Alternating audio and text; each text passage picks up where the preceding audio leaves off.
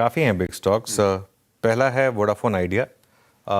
Share थोड़ा चल चुका है, फिर भी मुझे लग रहा है कि थोड़ी सी यहाँ पर और चलने की जगह है। पहली तिमाही में अगर आप देखेंगे तो नेट सब्सक्राइबर्स बढ़े हैं।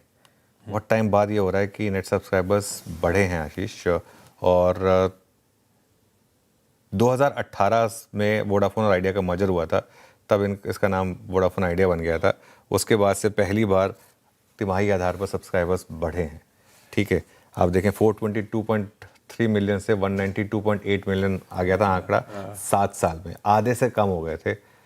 बहुत समय के बाद 193.1 मिलियन पर आए हैं।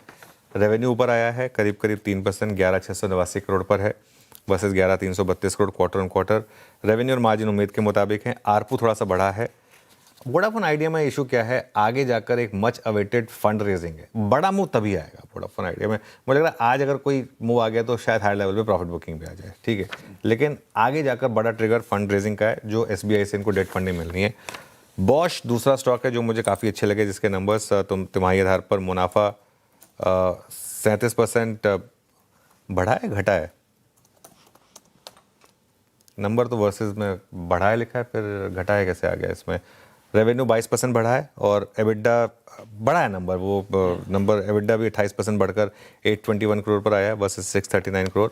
और एबिडा मार्जिन 14.1 पर है वर्सेस 13.4। और नतीजों के बाद अगर मैनेजमेंट की कमेंट्री देखेंगे तो वो भी काफ़ी अच्छी है। और वैसे भी ऑटो एंसिलरी इन जनरल अगर आप देखेंगे तो अच्छे ही रहे हैं थोड़े से। तो ये दूसरा स्टॉक हो गया। एक कैश का स्टॉक है KC इंटरनेशनल, इसके नंबर थोड़े फीके हैं, रेवेन्यू सुस्त है, मार्जिन अगर आप देखेंगे 2 साल में सबसे कम है। इसमें आई डोंट थिंक आप कोई ट्रेड कर पाएंगे, लेकिन बट सिर्फ नंबर बता देता हूँ आपको। एबिडा 17% के करीब गिरा है, पैट 42% के करीब गिरा है। तो मतलब अजीब सी हैं कुछ, मतलब नंबर्स जो है थोड़े से ख़राब ही लग रहे हैं मुझे। कैश के काफ़ी स्टॉक्स हैं आज फोकस में। ग्लैंड फार्मा मुझे लग रहा है ये आज का एक हीरो हो सकता है। इसमें एक चाइना का एंगल है, वो बस थोड़ा सा एक कई बार थोड़ा सा दिक्कत आ सकती है, लेकिन अदरवाइज अगर आप देखेंगे तो US से इनकम 32% बढ़ी है। आई थिंक ये बहुत बड़ा पॉजिटिव है। EU सेगमेंट में 20% की ग्रोथ है। और एक चीज़, इस कंपनी ने अब CDMO में अपने पांव जमाए हैं और CDMO से 2029 से $100 मिलियन के रेवेन्यू का इन्होंने टारगेट रखा है। आई थिंक ये एक बहुत बड़ा पॉजिटिव है। आगे जाकर इसकी रेटिंग हो सकती है। एक चाइना वाला एंगल है इस यहाँ पर, बस वो अलग बात है। आई थिंक बॉश के केस में कुछ एक्सेप्शनल है जिसकी वजह से शायद वो मुनाफा घटा है, बट एबिडा वगैरह सब नंबर्स काफ़ी अच्छे हैं। जी एंटरटेनमेंट को मैं रेड ले रहा हूँ।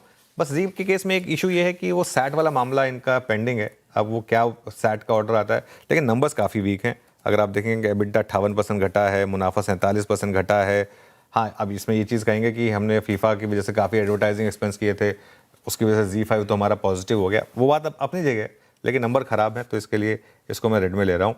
इसके अलावा विप्रो और BSC की जो मैं बात कर रहा था, उसको मैंने बिग स्टॉक में इंक्लूड नहीं किया है, लेकिन मैं अपना व्यू दे चुका हूँ आपको कि BSC में आज, और वैसे भी एक चीज़ मैं आपको बताऊँ, नॉर्मली ना जब स्टॉक एक्सचेंज में क्यों, इंडेक्स में क्यों आते हैं स्टॉक्स, क्योंकि बहुत चल चुके होते हैं, सबसे ज़्यादा आउट परफॉर्म कर चुके होते हैं। आप इतिहास उठा के देख लीजिए, जनरली जो स्टॉक इंडेक्स में आते हैं उनमें एक बार के लिए टॉप बन जाता है, और जो स्टॉक्स इंडेक्स से बाहर होते हैं उनमें एक बार के लिए बॉटम बन जाता है। इसका सबसे बड़ा एग्जांपल था हीरो मोटोकॉर्प। तो एक पॉसिबिलिटी रहेगी कि BSC में आज एक गैप अप के बाद प्रॉफिट बुकिंग आ जाए, और विप्रो में आज पहली बात तो पता नहीं गैप डाउन हो भी या ना हो, अगर विप्रो में गैप डाउन, तो मुझे लग रहा है कि विप्रो में थोड़ा सा लोअर लेवल से रिकवरी आ जाए, इसकी भी पॉसिबिलिटी रहेगी।